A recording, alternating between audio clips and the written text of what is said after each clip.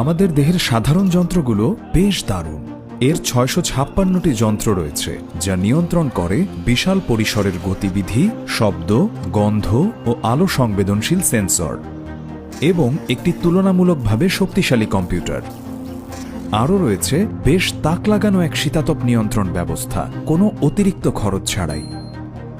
অভ্যন্তরীণ অঙ্গগুলোর তাপমাত্রা সাধারণত ১ ডিগ্রির সামান্য বেশি তারতম্য হয় গরম কিংবা ঠান্ডায়।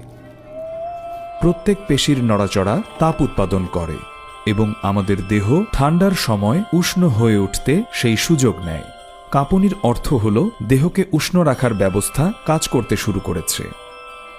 শুধু তাই নয়, ত্বকের রক্তনালী সংকুচিত হয় যেন বাতাসে কম তাপের উদ্গীরণ কম ঘটে। অনেক মানুষ ২০ ডিগ্রি সেলসিয়াসের কাছাকাছি তাপমাত্রায় সবচেয়ে বেশি স্বস্তি বোধ করেন।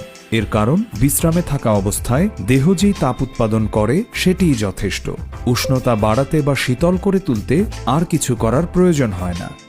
বাইরের উচ্চ তাপমাত্রায় পরিবেশের সঙ্গে তাপের আদান প্রদান এত ভালোভাবে কাজ করে না, বরং দেহে আরেকটি শীতলীকরণ ব্যবস্থা সক্রিয় হয়। ত্বককে আর্দ্র করে তুলতে লোমকূপ দিয়ে ঘামের বিন্দু বেরিয়ে আসে। তারা যখন বাষ্পীভূত হয় তখন তাপশক্তি ব্যবহার করে, যা ত্বককে শীতল করে। আমাদের অভ্যন্তরীণ তাপমাত্রা যদি বেড়ে যায় তখন দেহ যত দ্রুত সম্ভব উপরিভাগে তাপ পরিবহনের চেষ্টা করে। হৃৎপিণ্ড আরও দ্রুত পাম্প করতে শুরু করে। একই সময়ে দেহ থেকে তরল নিঃসরণ হয়, রক্তের ঘনত্ব কমে যায় এবং মস্তিষ্কে সঠিকভাবে সরবরাহ ঘটে না, যা মাথা ব্যথা এবং মাথা ঘোরার কারণ হয়। আমাদের চারপাশের বাতাস যদি উষ্ণ হওয়ার পাশাপাশি খুব আর্দ্রও হয়, সেটা ততটা আর্দ্রতা শুষে নিতে পারে না। তখন অনেক বেশি ঘামও তেমন ঠান্ডা করতে পারে না।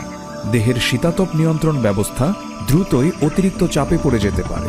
আমাদের অভ্যন্তরীণ অঙ্গগুলোর তাপমাত্রা ৪০ ডিগ্রি সেলসিয়াসের বেশি বেড়ে গেলে সবচেয়ে বাজে পরিস্থিতি তৈরি হয়। এর ফলে হিট স্ট্রোকের মতো ঘটনা ঘটতে পারে। এই কারণেই অতিতাপের প্রথম লক্ষণ চোখে পড়া মাত্রই ঠান্ডা এবং ছায়া ঘেরা স্থান খুঁজে বের করা জরুরি। এ সময় শারীরিক পরিশ্রম থেকে বিরত থাকুন এবং অবশ্যই প্রচুর পানি পান করুন।